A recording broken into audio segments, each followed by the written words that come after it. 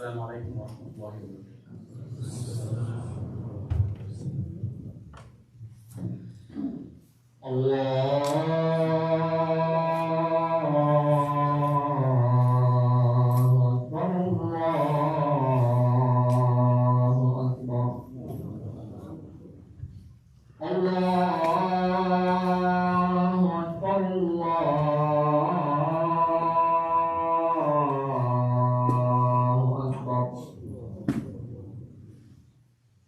أشهد أن لا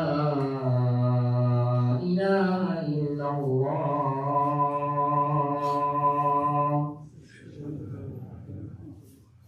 أشهد أن لا إله إلا الله.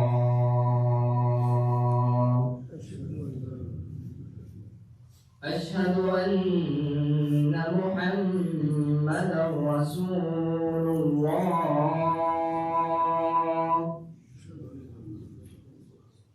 أشهد أن محمدا رسول الله.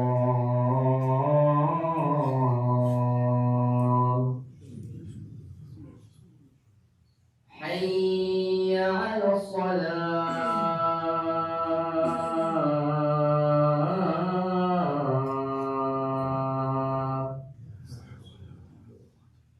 حي على الصلاة.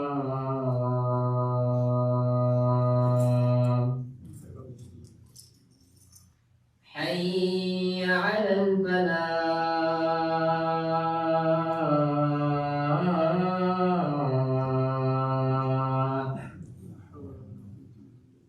حي على الفلاح.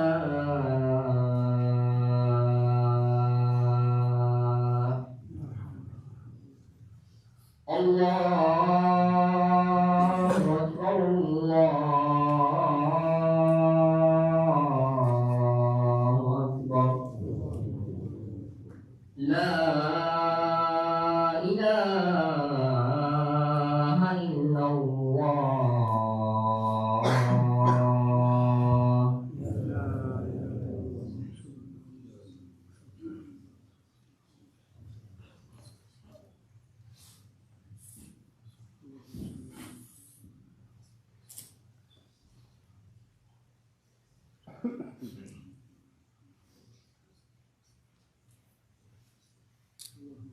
إن الحمد لله نحمده ونستعينه ونستهديه ونستغفره ونعوذ بالله من شرور أنفسنا ومن سيئات أعمالنا.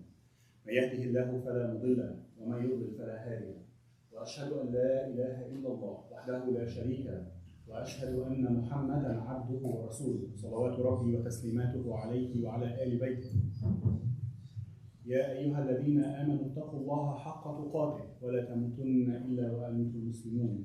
يا أيها الناس اتقوا ربكم الذي خلقكم من نفس واحدة وخلق منها زوجها وبث منهما رجالا كثيرا ونساء واتقوا الله الذي تساءلون به والأرحام إن الله كان عليكم رقيبا. يا أيها الذين آمنوا اتقوا الله وقولوا قولا سديدا يصلح لكم أعمالكم ويغفر لكم ذنوبكم ومن يطع الله ورسوله فقد فاز فوزا عظيما. أما بعد فإن أصدق الحديث كتاب الله وخير الهدي هدي محمد صلى الله عليه وآله وسلم وشر الأمور محدثاتها وكل محدثة بدعة وكل بدعة ضلالة وكل ضلالة في النار. Dear brothers and sisters, our hearts are heavy. Through the last few days we have seen the horror images and movies that came from Gaza and Palestine for the bombing and killing of our brothers and sisters in Islam.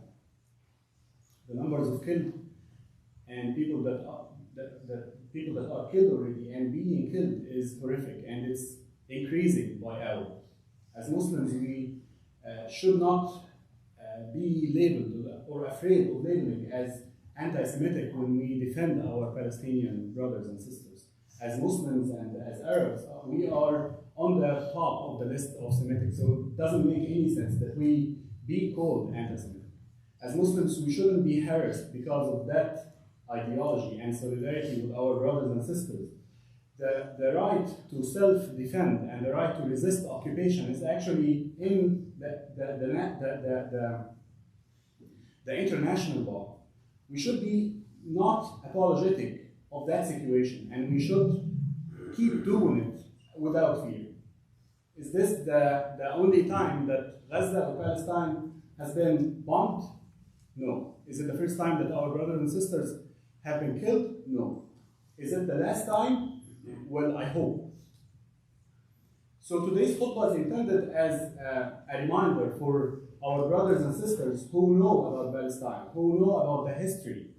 This khutbah is also intended for the younger generation who might not be as aware of the problem and who we trust that will bring about the solution for this problem. Whatever we failed in doing, whatever our fathers and grandfathers failed in doing, we hope that the younger generation will be able to do. We believe that you are more qualified for this than we are. This khutbah is also an answer to the question that I have been and you have been asking yourselves for the past few days. What can I do as an individual? How can I support my sisters and brothers? We are not governments. I'm talking about as a person, as an individual. What should we do? And it's only a partial answer. I honestly don't have a complete answer for this, but this is what I have been reading and what I've been asking around and the answers that I got. The first thing we should do for this calamity and for any other calamity that hits us as Muslims is to go to our source of safety and our source of bounty, our source of everything, who is Allah subhanahu wa ta'ala. We should turn to Him and ask Him and not really downsize the power of dua and supplication to Allah. It's very, very powerful tool that we only as Muslims have, that no other one has than us. We should pray to Allah to protect our brothers and sisters, to have mercy upon them, and to defeat their enemies. And if that is not happening, if you are not really making dua for your brothers and sisters in Palestine, they are not in your mind. The Prophet ﷺ said عن النعمان بن بشير: مثل المؤمنين في توادهم وتراحمهم وتعاطفهم مثل الجسد إذا اشتكى منه عضو تداعى له سائر الجسد بالسهر والحمى. The Prophet ﷺ said, the example of the believers in their affection, mercy, and compassion is like one body. If one limb aches, the rest of the body will be suffering of sleeplessness and fever. And this was narrated in both Al-Bukhari and Muslim. What did the Prophet do in Badr when the Muslims were battling an extremely oversized army? He did two things. He battled them and he made dua, alayhi salatu wasalam. If we cannot do the first one now, we can do the second one. And it's not really inferior to the first one. Dua is, as I said, is a very, very powerful tool. Ya ayyuha alladhina amanu la taqnatu min rahmatillah. Always, we should always make dua to Allah and believe in the power of the dua. What did the Prophet do in the Ghazwat al-Khandaq?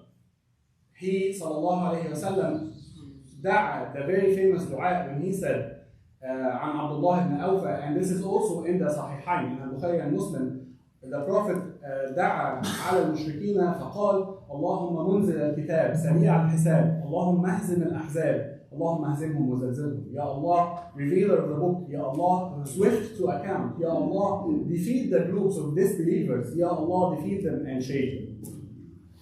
Now, what is the general theme between the three situations, Badr, Al-Ahzab, or Al-Khandaq, and now Palestine? They all share the same theme of thinking that Muslims are overpowered by the enemies. Thinking that the victory is very far away, it's distant, we cannot even see it. What is the difference between Badr and Al-Khandaq on one side and our situation now on the other side? The difference is simply the difference between us and the people who were battling at that time, between us and the Sahaba. The difference between our Iman and their Iman. The difference between our knowledge of Islam and our application of Islam, and between their knowledge and their application of Islam.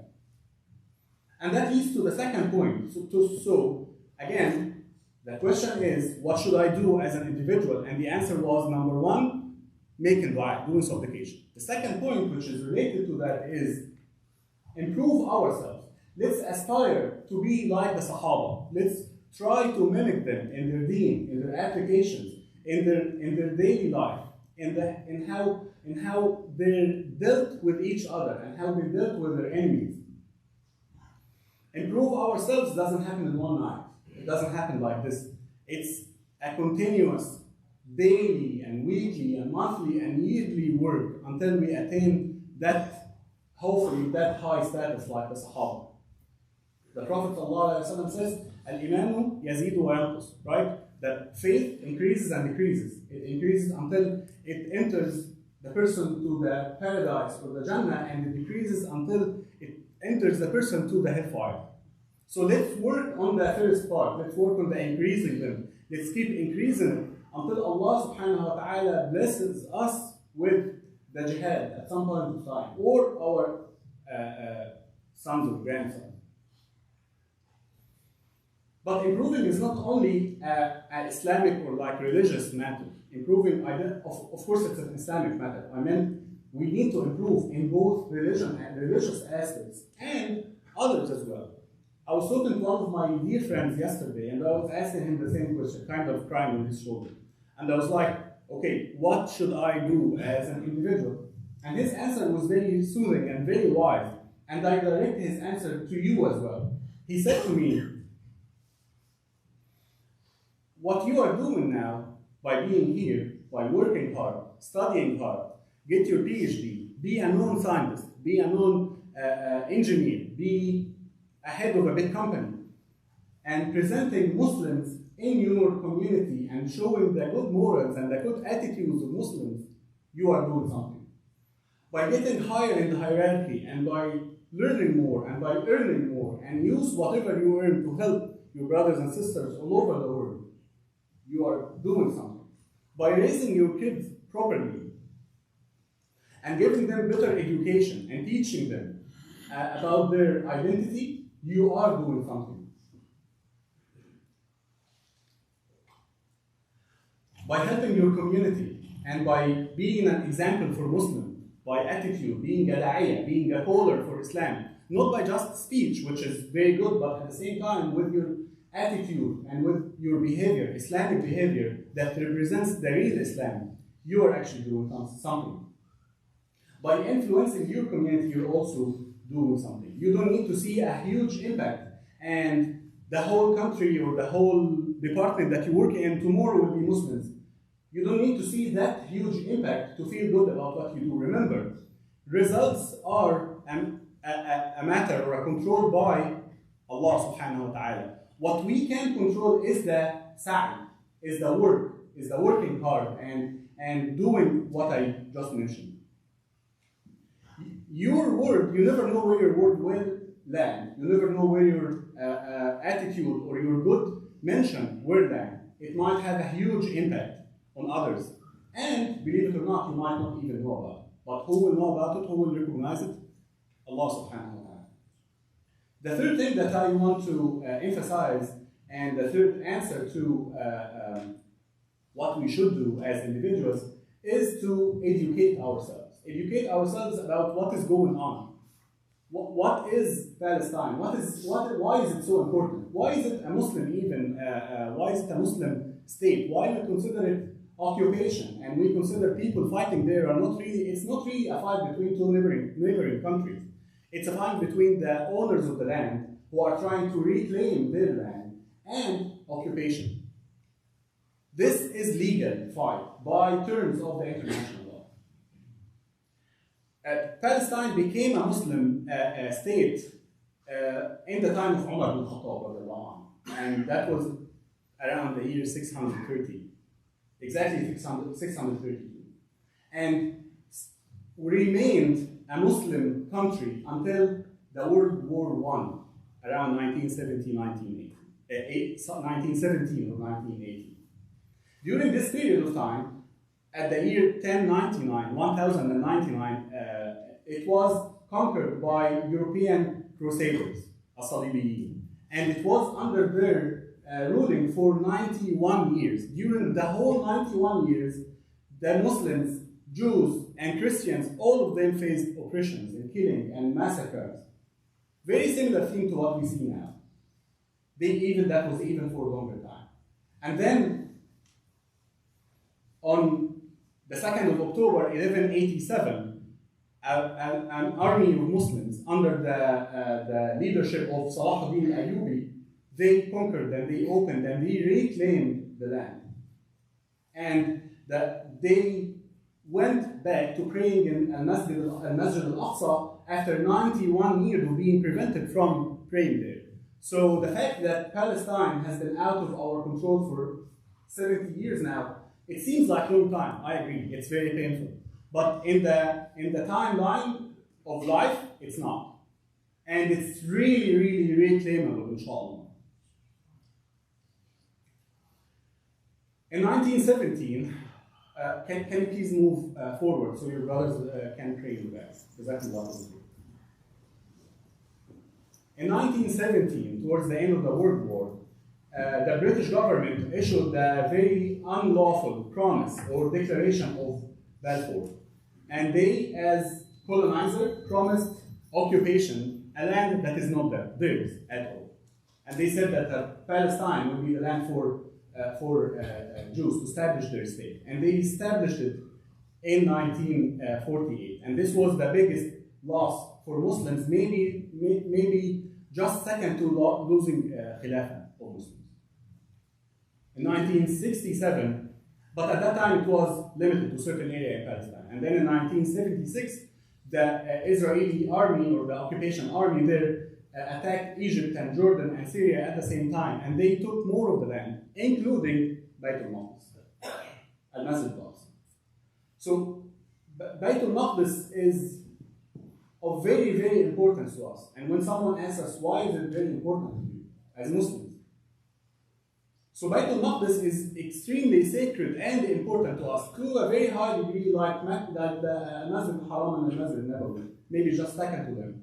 And Beit al-Maqdis is the area where Al-Masjid al-Aqsa and the Dome of the Rock are in. And it was the center for the Isra and Mi'raj of our Prophet sallallahu alaihi wasallam. Beit al-Maqdis, Al-Masjid al-Aqsa, was the second most established on earth by the Prophet sallallahu alaihi wasallam. It was our first Qibla before we started directing our prayer to Al-Masjid al-Haram in Mecca. Beit al-Maqdis or Al-Masjid al-Aqsa, prayer in Al-Masjid al-Aqsa equals 500 prayers in any other masjid in the whole world, except for Al-Masjid al-Haram and Al-Masjid al-Nabawi. So it is very important to us as Muslims. It's ours, and it's very sacred to us. The next thing that we can do as an answer to that question is to advocate and be the truthful media. We see now the lies that are being spread about the Muslims and the lies that are being spread about our brothers and sisters in Palestine and all over the world. And by just educating ourselves and advocating for our brothers and sisters and for ourselves, we can do a lot. We can oppose the challenges, the channels on TV, radio stations, social media, newspapers, everything. We should always clarify how the current media is dehumanizing Palestinians and make it as a it's okay to kill.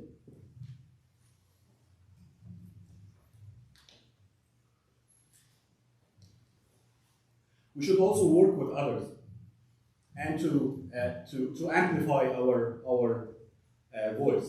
We should work with other supporting groups to Palestine and to our brothers and sisters. But at the same time, I want you, and this is specifically for our brothers and sisters, student brothers and sisters, do not fall as a victim for the sneaky groups that try to pretend that they are supporting Muslims.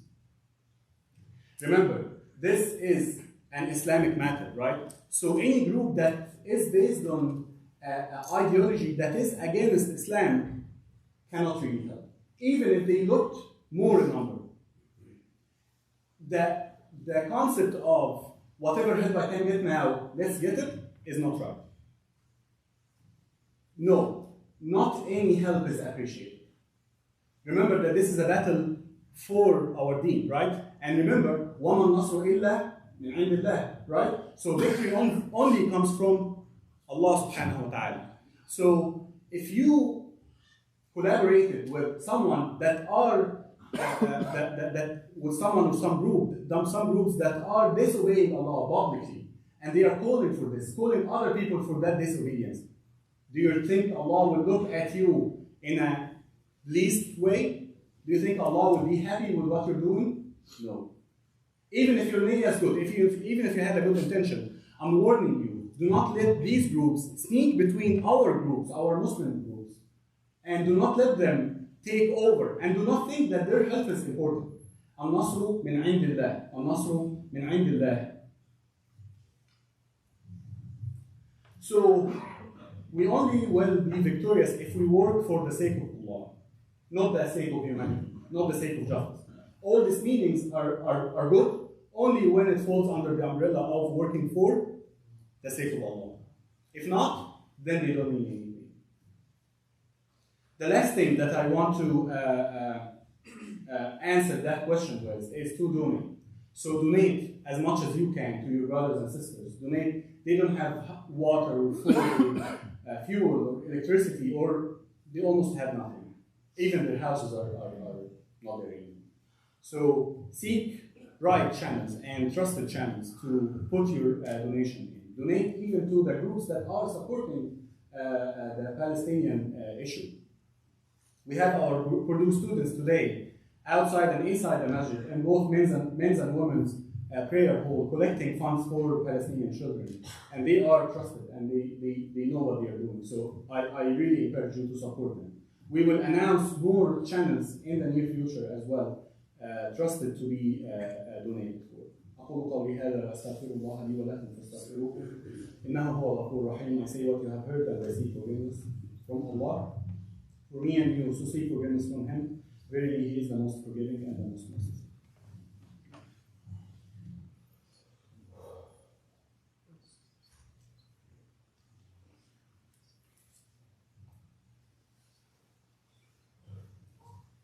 الحمد لله والصلاة والسلام على رسول الله وأشهد أن لا إله إلا الله وحده لا شريك له وأشهد أن محمدا عبده ورسوله. اللهم أصلح أمة محمد. اللهم فرج عن أمة محمد. اللهم ارحم أمة محمد. Ya Allah, help and protect the people of Palestine. Ya Allah, ease their pain and suffering. Ya Allah, help those in need. Ya Allah, fortify their hearts and calm them as you calmed Yusuf in the well. Ya Allah, bestower of the mercy, bestow your mercy on them. Ya Allah, you are the giver of victory. Ya Fattah, you are the opener of the doors. Please grant them freedom and victory. اللهم إنا نجعلك في نحور أعدائنا وأعدائهم. اللهم إنا نعوذ بك من شرور أعدائنا وأعدائهم. اللهم أنت عضدنا وأنت نصيرنا، بك نجول وبك نصول وبك نقاتل. نسألك بأننا نشهد أنك الله لا إله إلا أنت، الأحد الصمد الذي لم يلد ولم يولد ولم يكن له كفوا أحد، أن تنصر الإسلام. اللهم انصر الإسلام وأهله في كل مكان. اللهم انصر الإسلام وأهله في كل مكان. اللهم انصر الإسلام وأهله في كل مكان. اللهم أعز الإسلام والمسلمين. اللهم أذل الشرك والمشركين. اللهم دمر أعداء الدين. اللهم احمي الإسلام يا رب العالمين. اللهم إني أعوذ بك من جبر الجبار ومن ظلم العابد ومن فتنة الدنيا وعذاب القبر. حسبنا الله ونعم الوكيل. حسبنا الله ونعم الوكيل. حسبنا الله ونعم الوكيل. ربنا لا تؤاخذنا إن نسينا أو أخطأنا. ربنا ولا تحمل علينا إصرا كما حملته على الذين من قبلنا. ربنا ولا تحملنا ما لا طاقة لنا.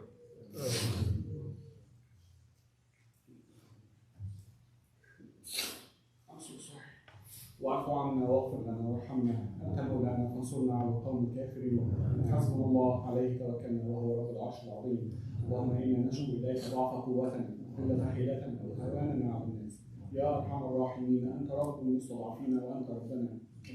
اللهم انصر الكتاب سريع الحساب. اللهم اهزم الاحزاب، اللهم اهزمهم ودمرهم، اللهم احصهم عددا واقتلهم بلدا ولا تبق منهم احدا. ربنا افرغ علينا صبرا وثبت اقدامنا وانصرنا على القوم الكافرين. اللهم اربط على قلوب اخواننا واخواتنا في فلسطين، اللهم استر عوراتهم وامن روعاتهم.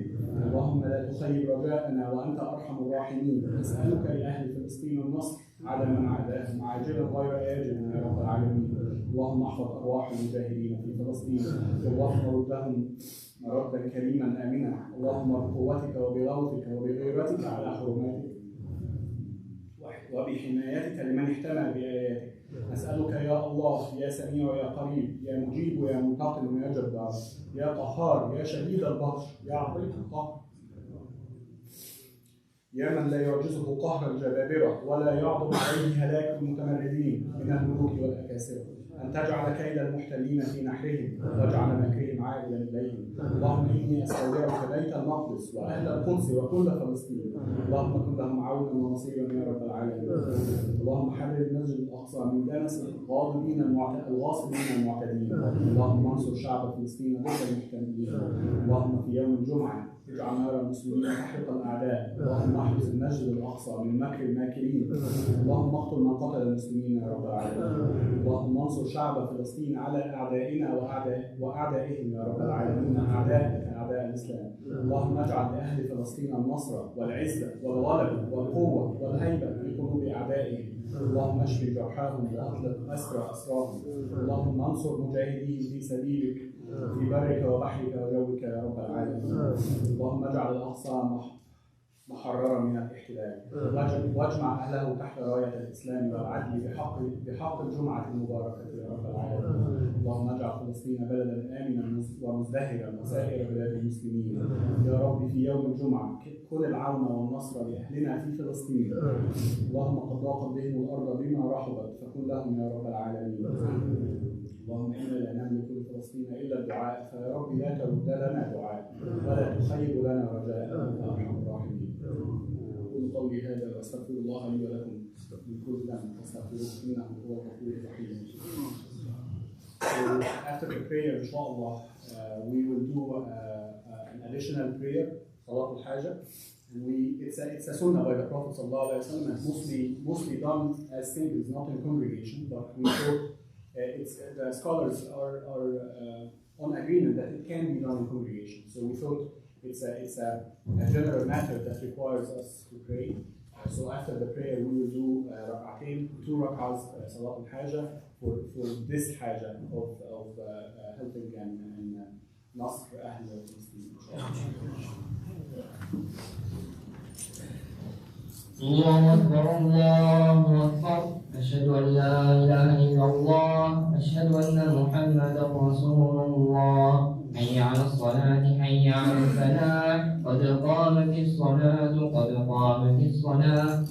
الله أكبر الله أكبر لا إله إلا الله.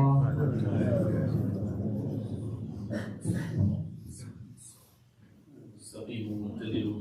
Straighten the lines, line your feet with each other. صلوا صلاة مودع. Pray as if you will die after this prayer.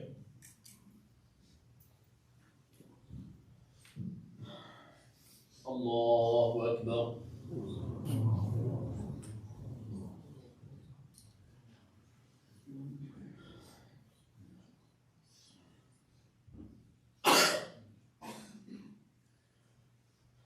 الحمد لله رب العالمين الرحمن الرحيم مالك يوم الدين إياك نعبد وإياك نستعين اهدنا الصراط المستقيم صراط الذين أنعمت عليهم غير المغضوب عليهم ولا الضالين.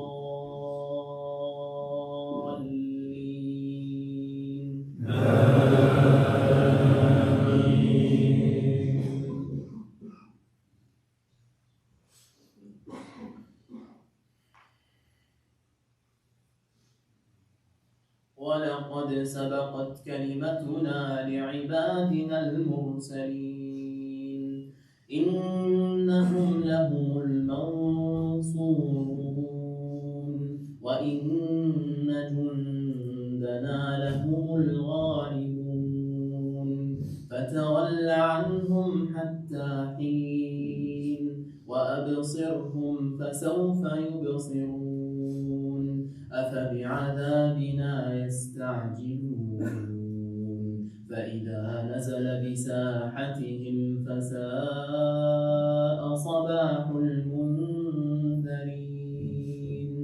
وتول عنهم حتى حين وأبصر فسوف يبصرون سبحان ربك رب العزة عما يصفون وسلام على المرسلين والحمد لله رب العالمين. الله أكبر.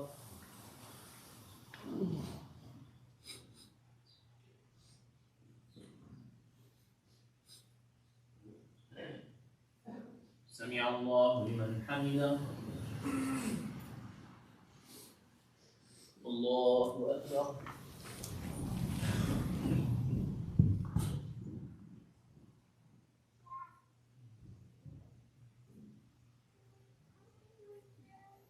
الله أكبر. الله أكبر.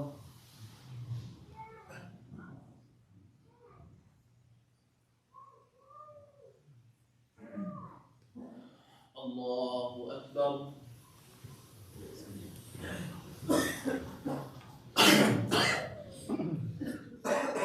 الحمد لله رب العالمين الرحمن الرحيم مالك يوم الدين إياك نعبد وإياك نستعين اهدنا الصراط المستقيم صراط الذين أنعمت عليهم غير المغضوب عليهم ولا الضالين.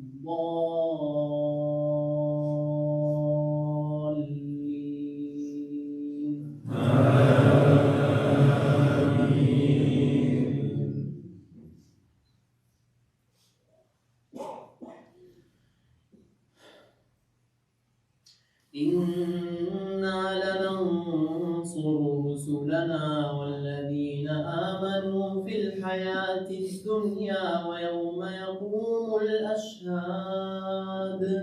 إنا لننصر رسلنا والذين آمنوا في الحياة الدنيا ويوم يقوم الأشهاد.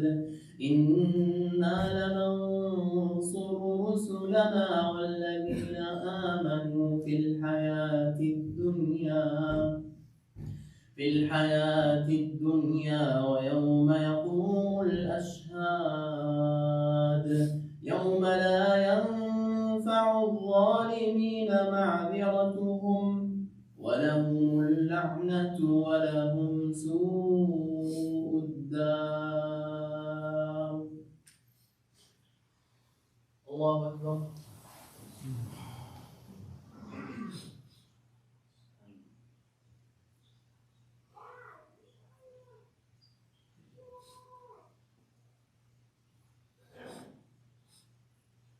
سمع الله لمن حمده. اللهم كما أنجيت الوليد بن الوليد وسلمة بن هشام وعياش بن أبي ربيعة أنجي المستضعفين من المؤمنين في مشارق الأرض ومغاربها. اللهم كما شددت وطأتك على مضر ورعد وذكوان وعصية اشدد وطأتك على قتلة أنبيائك ومن والاهم. اللهم اجعلها عليهم سنين كسني يوسف يا الله. اللهم اجعلها عليهم سنين كسني يوسف يا الله. اللهم اجعلها عليهم سنين كسني يوسف يا الله. اللهم بك نحاول وبك نصاول وبك نقاتل. اللهم بك نصاول وبك نحاول وبك نقاتل يا الله. اللهم منزل الكتاب سريع الحساب اهزم الأحزاب دمرهم وزلزلهم يا الله. اللهم البسهم شيعا وأذق بعضهم بأس بعض. اللهم البسهم شيعا وأذق بعضهم بأس بعض. اللهم البسهم شيعا وأذق بعضهم بأس بعض. اللهم خالف بين قلوبهم وكلماتهم. اللهم خالف بين قلوبهم وكلماتهم. اللهم خالف بين قلوبهم وكلماتهم. اللهم إن كبيرهم قد قال نحن أقوى أمة في التاريخ، وقبله قالت عاد من أشد منا قوة. اللهم إنك أنت أشد منهم قوة. اللهم عذبهم كما عذبت عاد. اللهم عذبهم كما عذبت عاد. اللهم عذبهم كما عذبت عاد. اللهم عذبهم كما عذبت عاد يا الله. اللهم عذبهم كما عذبت عاد. اللهم إن فرعون قد بعث اليوم في الغضب بأمواله وملئه، ولا نقول لك إلا كما قال الكريم موسى: ربنا إنك آتيت فرعون وملأه زينة وأموالا في الحياة الدنيا، ربنا اطمس على أموالهم واشدد على قلوبهم فلا يؤمنوا حتى يروا العذاب الأليم. ربنا اطمس على أموالهم واشدد على قلوبهم فلا يؤمنوا حتى يروا العذاب الأليم. ربنا اطمس على أموالهم واشدد على قلوبهم فلا يؤمنوا حتى يروا العذاب الأليم. ربنا اطمس على أموالهم واشدد على قلوبهم فلا يؤمنوا حتى يروا العذاب الأليم. نسألك بأن النصر من عندك أن تنصر أمة محمد يا الله. نسألك بأن النصر من عندك أن تنصر أمة محمد يا الله. نسألك بأنك موهن كيد الكافرين أن تهن كيدهم يا الله. نسألك بأنك موهن كيد الكافرين أن تهن كيدهم يا الله. نسألك بأنك قذفت الرعب في قلوب آبائهم وأجدادهم من قبل أن تقذف الرعب في قلوبهم اليوم يا الله. نسألك بحق سابق فضلك الذي قذف الرعب في قلوبهم من قبل أن تقذف الرعب في قلوبهم اليوم يا الله. نسألك بحق سابق فضلك الذي قذف في قلوبهم الرعب من قبل أن تقذف الرعب في قلوبهم اليوم يا الله. نسألك بأنه لا أحد يعلم جنودك إلا أنت. نسألك بأنه لا أحد يعلم جنودك إلا أنت. سأختار لأمة محمد من جنودك يا الله، من الريح والطير والماء والسيول وكل شيء يا الله. اللهم إنا نسألك بأنهم كذبوا وقالوا هذه حرب فلسطينيين والإسرائيليين، بل كذبوا، بل والله يا رب إنها حرب التوحيد والكفر، حرب التوحيد والشرك، حرب الإسلام والغرب. نسألك اللهم ألا ترفع لهم راية يا الله. اللهم اجعلها آخر راية مرفوعة لهم. اللهم اجعلها آخر راية مرفوعة لهم. اللهم اجعلها آخر راية مرفوعة لهم. اللهم إنا لا نسألك بعمل عملناه وقد خلقه الرياء، ولكن نسألك بأنك الرحمن الرحيم تنصر أمة محمد يا الله. نسألك بأنك الحي القيوم تنصر أمة محمد يا الله. نسألك بأنك المنتقم الجبار تنصر أمة محمد يا الله. يا رب من يعبدك يستوصل أمة محمد يا الله. الذين قالوا المسيح ابن الله، الذين قالوا العزير ابن الله، الذين قالوا يد الله مغلولة، الذين قالوا قتل الله وصلب. من يعبدك يا رب إله استؤصلت شافة الموحدين. من يعبدك يا رب الذين قالوا لا إله إلا أنت. من يعبدك يا رب. اللهم بحق لا إله إلا الله قيمة محمد واستبقها يا أرحم الراحمين. اللهم قد تحزبت الأحزاب فانصرنا كما نصرت رسولك على الأحزاب. اللهم اجعل هلاك الأحزاب في الخنادق والأنفاق يا الله. اللهم اجعل هلاك الأحزاب في الخنادق والأنفاق كما كانت من قبل يا الله. اللهم اجعل هلاك الأحزاب في الخنادق والأنفاق كما جعلتها من قبل يا الله. نسألك اللهم بأنك نصرت عبدك وحبيبك ونبيك محمد وأصحابه من قبل في بدر وهم أذلة، خذلهم الناس وتولوا عنهم. تنصر عبادك المجاهدين في سبيلك خذلهم الناس وتولوا عنهم يا الله. يا من نصر المسلمين في بدر وهم أذلة، انصر عبادك اليوم وهم أذلة يا الله. اللهم واحد قلوب المسلمين. اللهم واحد قلوب المسلمين. اللهم واحد قلوب المسلمين. اجمع كلمتهم. اجمع كلمتهم. اللهم اجمع كلمة المسلمين. اجمع قلوبهم على لا إله إلا الله محمد رسول الله. خير من أي معرف آخر، خير من أي هوية أخرى. نشهدك أننا لا نعترف إلا بلا إله إلا الله. لا إله إلا الله نملأ بها القلوب.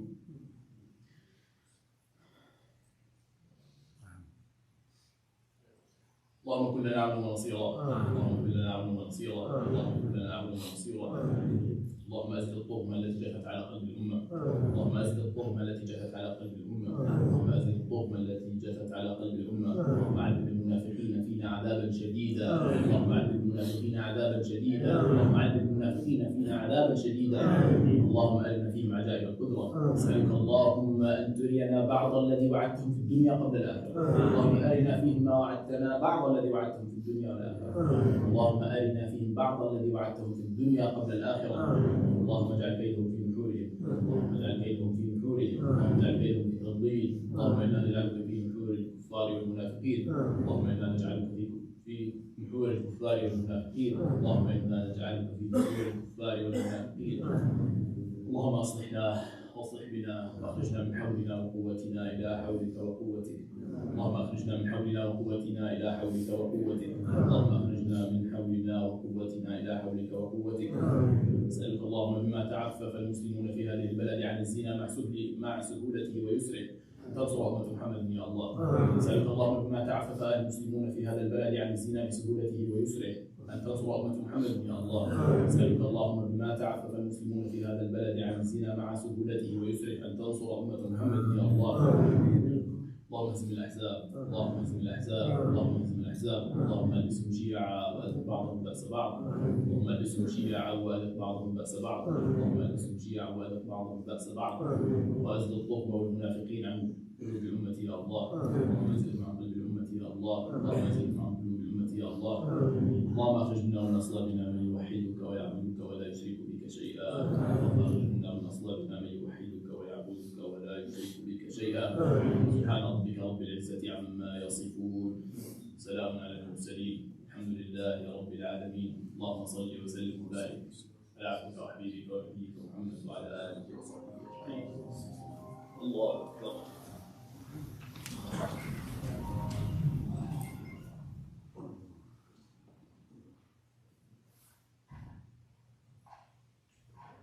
الله أكبر. الله أكبر.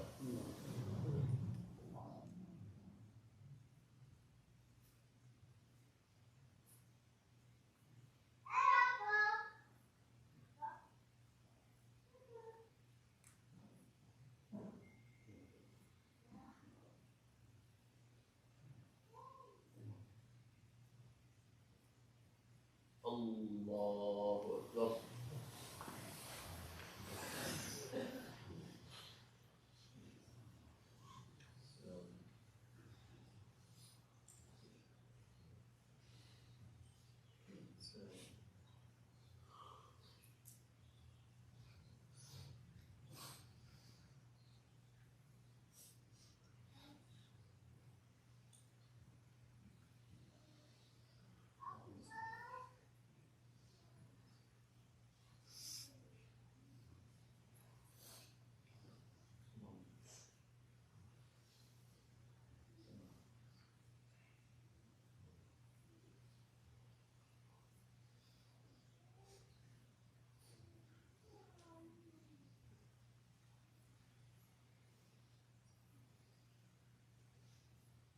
السلام عليكم ورحمة الله.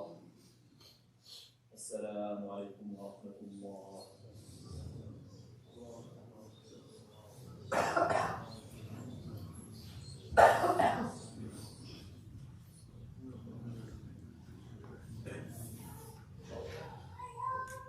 Brothers and sisters, we will just pray two short rak'ahs with the intention of Allah grant us victory over His enemies. الله أكبر.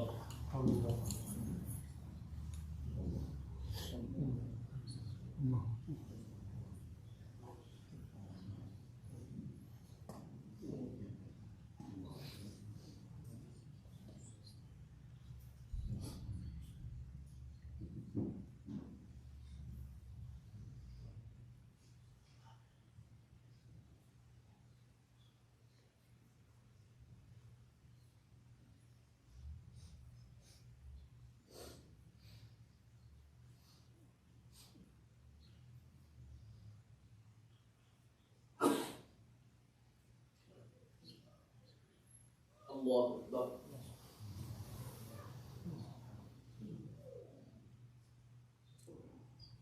سمع الله لمن حمده. الله أكبر.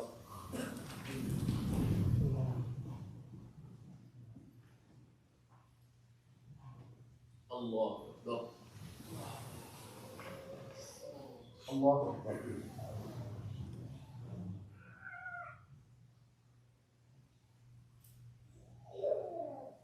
الله أكبر.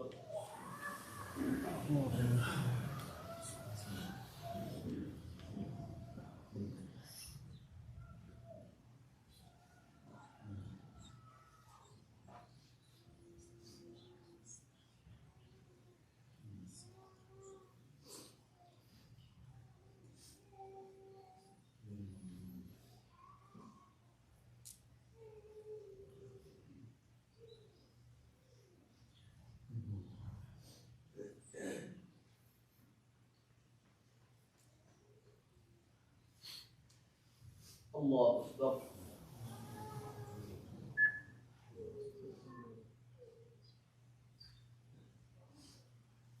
سمع الله لمن حمده.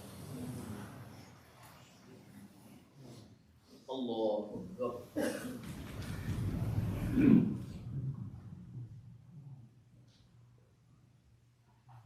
الله أكبر.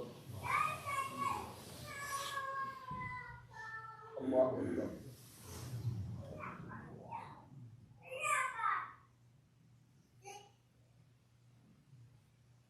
الله أكبر.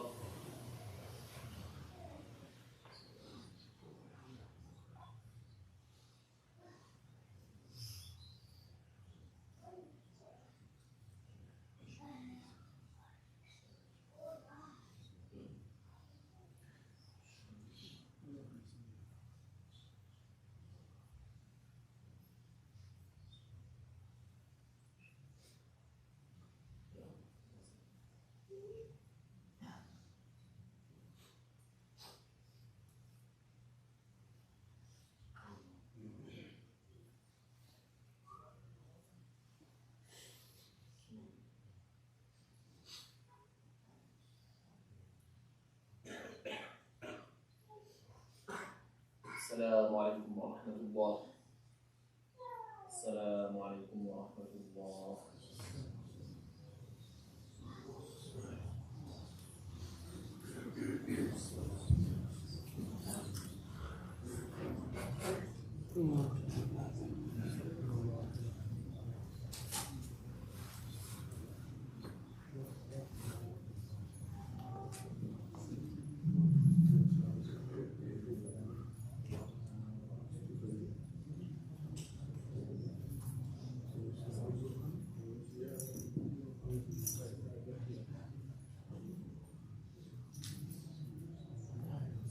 Assalamu alaikum warahmatullahi wabarakatuh. The second Juma session is going to start at, supposed to be started at 2:30, so please leave the main hall.